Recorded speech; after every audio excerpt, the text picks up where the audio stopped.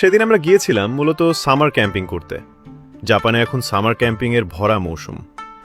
সবকিছু বেশ সুন্দরভাবেই চলছিল, কিন্তু শেষ পর্যন্ত সেটা কিভাবে সামার ক্যাম্পিং থেকে রেইন ক্যাম্পিং হয়ে গেল সেই গল্পটাই আর কি। এক পর্যায়ে অবস্থা এমন হয়েছিল যে মনে হচ্ছিল আমরা কোনো সুন্দর পার্কে ক্যাম্পিং করতে আসিনি, দুর্গম কোনো এলাকায় আর্মির ট্রেনিংয়ে চলে এসেছি। চলো আজকে সে গল্পই শোনা যায়। ক্যাম্পিং ঘিরে আমাদের প্রস্তুতি চলছিল দুদিন আগে থেকেই। বাসার কাছের একটা হোম সেন্টার থেকে আইস বক্স, তাঁবু আর বারবিকিউর জন্য চমৎকার একটা পোর্টেবল চুলা কিনে নিলাম। যাওয়ার দিন সকাল থেকেই থেমে থেমে বৃষ্টি হচ্ছিল, কিন্তু এত আয়োজন বৃথা যেতে দেওয়া যায় না। তাই খারাপ আবহাওয়া জেনেও আমরা বেরিয়ে পড়ার প্রস্তুতি নিচ্ছি। দেখা যাক কপালে কি আছে।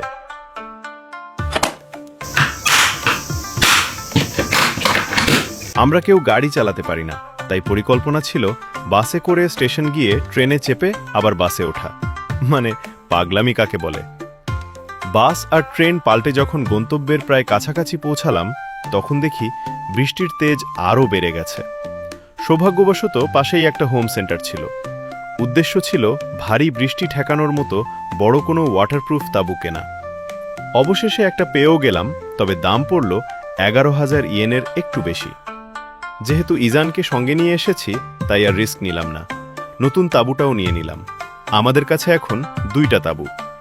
কিন্তু নতুন তাঁবু আর বাকি জিনিসপত্র মিলিয়ে মালামাল এত বেশি হয়ে গেল যে এরপর বাসে চড়ে যাওয়া এক প্রকার অসম্ভব। তাই সেখান থেকে সোজা একটা ট্যাক্সি ডেকে ক্যাম্পিং স্পটের উদ্দেশ্যে রওনা হলাম। আমরা টোকিও থেকে যাচ্ছি সাইতামার একটি পার্কে। ট্যাক্সি থেকে নেমে সব মালামাল নিয়ে পার্কের ভেতরের দিকে যাচ্ছি। এই পার্কের বড় সুবিধা হলো বাড়তি কোনো চার্জ ছাড়াই নিজেদের তাঁবু খাটিয়ে বারবিকিউ করা যায়। আলাদা কোনো ফি লাগে না। ভেতরে গিয়ে দেখি চমৎকার রোদ উঠেছে। আমাদের আগেই অনেকে এসে দিব্যি বারবিকিউ উপভোগ করছে। আমরাও ধীরে ধীরে মূল ক্যাম্পিংয়ের প্রস্তুতি নিতে শুরু করলাম। রোদ দেখে প্রথমে মনে হলো নতুন বড় তাঁবুটা কিনে বুঝি লস হলো, এটা বোধহয় আজ কাজে লাগবে না। তাই ওটা একপাশে রেখে আমাদের পুরনো ছোট ওয়ান টাচ তাঁবুটা এক মুহূর্তেই খাটিয়ে ফেললাম। তাঁবুর ভেতরে আরাম করে বসার জন্য একটা ম্যাটও নিয়ে এসেছিলাম। যাই হোক, আমরা আস্তে আস্তে বারবিকিউয়ের প্রস্তুতি নিতে যাচ্ছি। প্রথমে সবকিছু হাতের কাছে নিয়ে আসলাম। এই হলো আমাদের আইস বক্স। এটার ভেতরেই আমাদের সব খাবার দাবার। এখান থেকে প্রথমে নুডলসের বক্সটা বের করে নিলাম। এছাড়াও আমাদের আজকের মেনুতে ছিল biryani, chicken shashlik, chicken leg piece, ভুট্টা আর আলু। শুরুতেই সেই ব্রিফকেস টাইপের চুলা আনবক্সিং করতে লাগলাম। এটা দেখতে অনেকটা বাংলা সিনেমার গুন্ডাদের কাছে থাকা হিরোইনের ব্রিফকেসের মতো। এবার চুলায় আগুন ধরানোর প্রস্তুতি। উন্নত দেশের উন্নত কয়লা। এই কয়লাতে একবার আগুন ধরিয়ে দিলেই 3-4 ঘন্টা একটানা জ্বলতে থাকে। চুলায় আগুন ধরানো শেষ। এবার বাসা থেকে রান্না করে আনা নুডলস গরম করার পালা।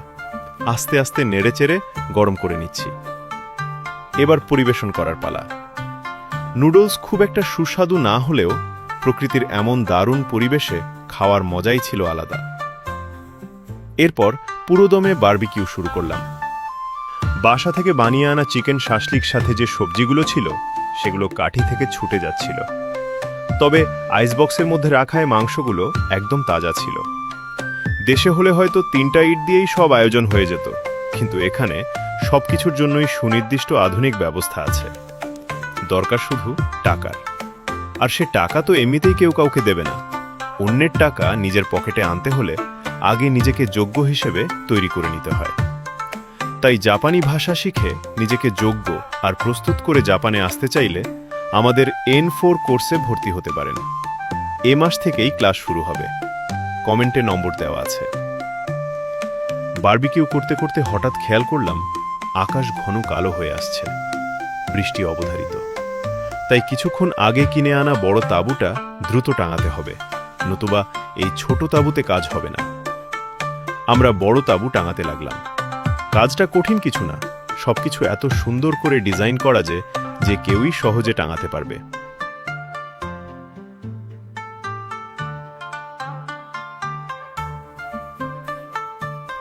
তাঁবু টানানো শেষ করে আমরা সালাদ কাটা শুরু করে দিলাম। আয়োজনে ছোট ছোট জিনিসগুলোও যোগ করার চেষ্টা করেছি। পাশেই আবার পানির কল আছে, সেখানে এগুলো একটু ধুয়ে নিলাম। আমার কাজিন সাথে থাকায় সব কাজ আরো সহজভাবে করতে পেরেছি। সব ধুয়ে আমরা আবার ক্যাম্পের দিকে যাচ্ছি। দূর থেকে আমাদের ক্যাম্পটা কেমন লাগছে জানাবেন কিন্তু। আমাদের প্রথম ধাপের বারবিকিউ শেষ। বাসা থেকে আনা রুটিগুলো একটু সেকে নিচ্ছি। রুটি দিয়ে না খেলে আবার বারবিকিউর আসল মজা পাওয়া যায় না। আমরা খাওয়া দাওয়া শুরু করলাম। এর কিছুক্ষণ পরই ঝুম বৃষ্টি পড়া শুরু করলো। ভাগ্যিস বুদ্ধি করে বড় তাঁবুটা কিনে নিয়ে এসেছিলাম। বড় তাঁবুটা আমরা ছোট তাঁবুর ওপরে টেনে দিয়েছি, নতুবা ছোট তাঁবুটা আসলে সেভাবে ওয়াটারপ্রুফ না। অনেকক্ষণ ধরে টানা বৃষ্টি হচ্ছে। বাইরে বারবিকিউ কি অবস্থা একটু দেখা যাক। চারপাশ দিয়ে তখন বৃষ্টির পানি গড়িয়ে পড়ছে। তবে এই প্রতিকূল আবহাওয়ার মধ্যেও ক্যাম্পিং করার পুরো রোমাঞ্চকর অনুভূতিটা আমরা উপভোগ করছিলাম। তাঁবুর নিচে পানি জমে রীতিমতো ঢেউ খেলছিল। মনে হচ্ছিল আমরা পানির ওপর ভাসছি। সবচেয়ে রোমাঞ্চকর ঘটনা ঘটল একটু পর। পানির অতিরিক্ত ভারে বড় তাঁবুর এক পাশ হঠাৎ ছুটে নিচে পড়ে গেল। সাথে সাথে বাইরে বের হয়ে তুমুল বৃষ্টিতে ভিজে পুরোটা আবার ঠিক করলাম। আসলে তাঁবু টানানোর সময় লুজ ছিল, তাই এই অবস্থা হয়েছিল। তবে অনেক দিন পর এভাবে বৃষ্টিতে ভিজে কাজ করার অভিজ্ঞতা সত্যিই ছোটবেলার দুরন্ত দিনগুলোর কথা মনে করিয়ে দিল। অনেকক্ষণ অপেক্ষার পর বৃষ্টির বেগ কিছুটা কমে এলে রেইনকোট পরে বাইরে এসে গরম চা বানালাম। এমন ঠান্ডা আর ভেজা আবহাওয়ায় ধোয়া ওঠা গরম চায়ের অনুভূতিটা ছিল এক কথায় অসাধারণ। চা শেষ করে আমরা সব গুছিয়ে নিলাম। খারাপ আবহাওয়ার কারণে সব প্ল্যান শেষ করতে পারিনি, তাই নির্ধারিত সময়ের আগেই ফেরার সিদ্ধান্ত নিলাম। ফেরার পথেও আমরা ট্যাক্সি নিলাম। এবার একেবারে বাসা পর্যন্ত যেতে হবে। আসলে ড্রাইভিং না জানলে জাপানে জীবন কিছুটা অসুবিধাজনক, তাই ভাবছি এবার আমাকে গাড়ি চালানো শিখতেই হবে। আজকের জন্য এইটুকুই। আর হ্যাঁ, আমাদের N4 এর নতুন ব্যাচ এ মাসেই শুরু হচ্ছে। জাপানি ভাষা শিখে স্টুডেন্ট ভিসায় জাপান আসতে চাইলে কমেন্টে দেওয়া নম্বরে যোগাযোগ করতে পারেন। ধন্যবাদ সবাইকে। আল্লাহ হাফেজ।